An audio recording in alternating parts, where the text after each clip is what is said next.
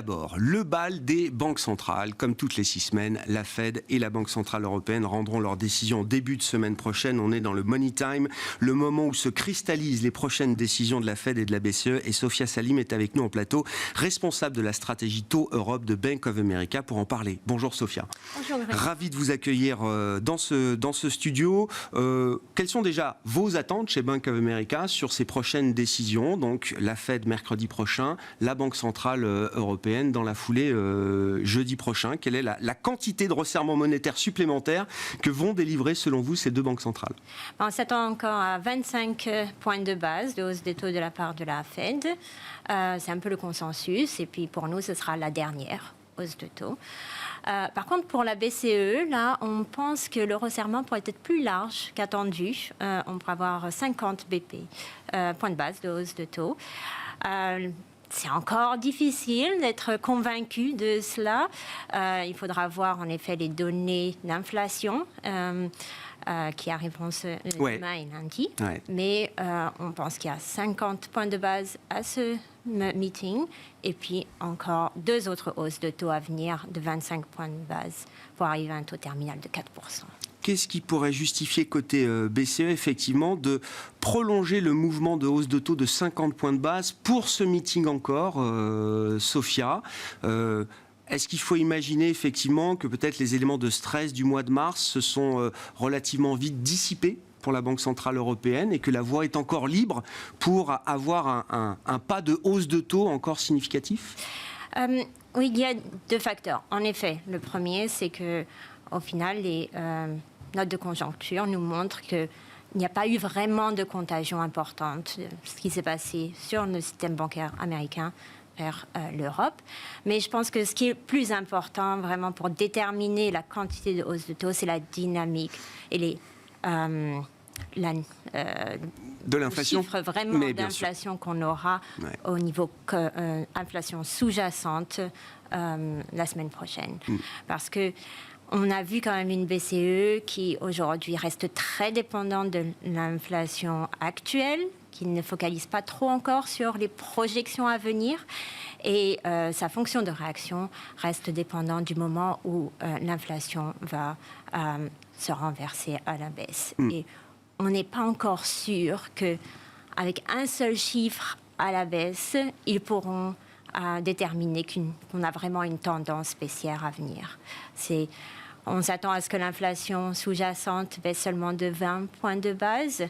Ce ne sera peut-être pas suffisant pour marquer le début de cette tendance. Ouais, cette difficulté à faire ralentir l'inflation, c'est aussi le reflet d'une activité économique qui reste quand même très résiliente en Europe aussi, Sophia. C'est j'allais dire, la partie bonne nouvelle quand même de la situation pour la Banque centrale européenne. Tout à fait. C'est un peu la difficulté qu'il y a. Il faut mettre un peu de pression sur cette croissance pour voir ces chiffres tourner. Et on voit qu'en effet, on a quand même une dynamique d'inflation sur les services qui reste à la hausse. Et c'est bien soutenu par la consommation des ménages et une croissance qui reste... Qui continue de surprendre à la hausse. Mais bien sûr, on verra. On aura demain la première estimation du PIB également pour l'ensemble de la zone euro et pour les économies majeures, France, Allemagne notamment. Est-ce que la BCE est prête à accélérer également sa politique de réduction de bilan? Certains attendent des annonces peut-être dès la semaine prochaine sur une nouvelle étape en matière de réduction du bilan de la Banque centrale européenne. Est-ce que la voie est libre également sur ce plan-là, selon vous, Sophia? Je pense qu'il est un peu tôt, quand même, pour que la BCE décide d'une accélération de cette réduction de bilan. On pense qu'ils maintiendront une réduction d'environ 15 milliards par mois. Pourquoi trop tôt? Parce qu'on a quand même une échéance importante à fin juin. On aura des banques qui ont besoin de rembourser voilà, les emprunts effectués à la BCE. 500 milliards environ devront être remboursés. Il est encore difficile de déterminer l'impact que ça aura. Et déjà, ça représente une grande réduction du bilan de la BCE en tant que tel. Donc on pense qu'il y a peut-être un peu trop de risques à décider en amont de cela, d'une réduction supplémentaire à travers le QT. Du côté de la Réserve fédérale américaine, vous êtes aligné là avec le consensus qui attend une hausse de taux de 25 points de base qui sera la dernière du cycle de resserrement de la Réserve fédérale américaine. Sophia, est-ce que la Fed a intérêt à nous dire au marché, aux investisseurs, que cette hausse de taux de 25 points de base sera la dernière? Pas tant que ça. Parce que, au final, quand on regarde la balance de risque avant les événements de mars, on avait quand même une Fed qui signalait qu'elle pourrait aller bien au-delà des 5,25. On parlait de 6. Voilà. Début mars, on parlait de 6. Et quand on voit les données économiques, elles aussi surprennent un peu à la hausse au final, même aux US. On a, par exemple, même sur la consommation des ménages, un ralentissement, mais ça reste très limité. Donc on ne pense pas que la Fed voudra fermer la porte vraiment à des hausses supplémentaires. On l'a vu même pour le cas d'autres banques centrales, comme la Banque du Canada, qui a été la première à vraiment arrêter ces hausses de taux, mais elle a toujours gardé un message ouvert pour la suite. Ouvert, absolument. Ouais. Est-ce que la Fed va chercher, à travers sa communication, Jérôme Powell, à repousser ce pricing de marché qui revient régulièrement, l'idée dans le marché que la Fed sera en position de baisser ses taux d'ici la fin de l'année? Est-ce que vous comprenez ce pricing de marché? Comment on l'explique? Et est-ce que pour la Fed, c'est un problème à ce stade? En final, on peut penser en quelque sorte à ce pricing de baisse de taux comme étant un peu la moyenne de scénarios multiples. Il y a toujours le scénario d'une possibilité de hausse de taux supplémentaire au-delà de juin, mais il y a aussi le scénario où la crise bancaire s'intensifie. Ouais. Et là, on pourrait se retrouver dans une situation où la Banque centrale a besoin de baisser les taux presque même jusqu'au niveau neutre, parce qu'on est dans le territoire restrictif aujourd'hui. Donc on voit un peu ce pricing comme étant la moyenne de tous ces scénarios. C'est plus un reflet des risques qu'autre chose. Après, est-ce qu'on s'attend à ces baisses de taux rapides? Non. Pour nous, la Fed va probablement rester à des niveaux de 5,25 jusqu'en mars l'année prochaine. Mais il va probablement être difficile pour la Fed de vraiment pousser, aller à l'encontre de ce pricing de baisse de taux, car elle ne peut pas prouver au marché que les risques à la baisse... Que tout se passera bien. Disparu, tout à fait. En termes de conditions de marché sur ces grands marchés obligataires américains, européens, Sophia, qu'est-ce que vous pouvez nous dire justement de la manière dont les opérations d'investissement se déroulent aujourd'hui en matière de liquidité, en matière de volatilité? On constate que les mesures de volatilité des marchés obligataires restent excessivement élevées. Comment vous qualifiez les conditions de ces marchés pour un investisseur aujourd'hui?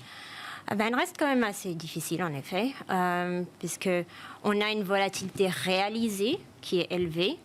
Parce que normalement, ça ne devrait pas être le cas. Quand on approche la fin d'un cycle haussier, on a des banques centrales en général qui sont assez faciles à prédire.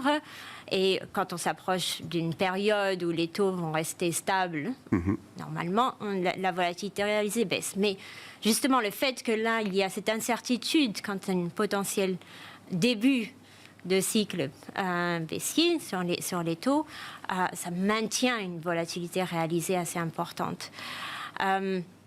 Il y a ce facteur-ci, et le deuxième facteur, vraiment, qui est que l'incertitude sur le marché est tellement large que les positions que les investisseurs sont prêts à prendre restent limitées aujourd'hui. Donc on n'a pas autant de transactions qui se produisent sur le marché que, disons, il y a 6 mois, par exemple, avant le stress, notamment en Angleterre.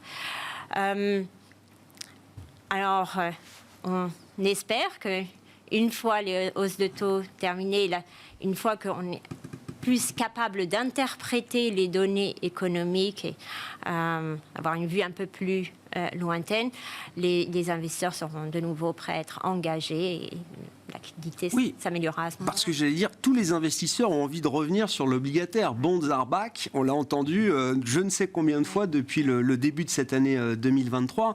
En matière de stratégie d'investissement, justement, Sophia, sur le marché américain, sur le marché européen, qu'il faut peut-être distinguer, comment est-ce que vous avez envie d'investir ou de recommander à vos clients d'investir sur ces marchés obligataires? Où est-ce qu'on est à l'aise sur ces marchés obligataires aujourd'hui? Alors, aux États-Unis, on recommande en effet une position longue sur les trésoreries. Et les investisseurs ont commencé vraiment à agir. Le positionnement des investisseurs aujourd'hui est en effet déjà long. Pourquoi? Parce qu'on est proche de la dernière hausse de taux. Historiquement, c'est environ 1 à 2 mois avant la dernière hausse de taux qu'on a une dynamique positive sur les obligations. Sur le marché obligataire. Voilà. Et une dynamique qui peut se poursuivre assez longtemps. Par contre, sur le marché européen, là, on est encore assez hésitant. On pense que les bonds de 10 ans, par exemple, pourraient de nouveau atteindre les 2,5% avant de repartir à la baisse au niveau des taux.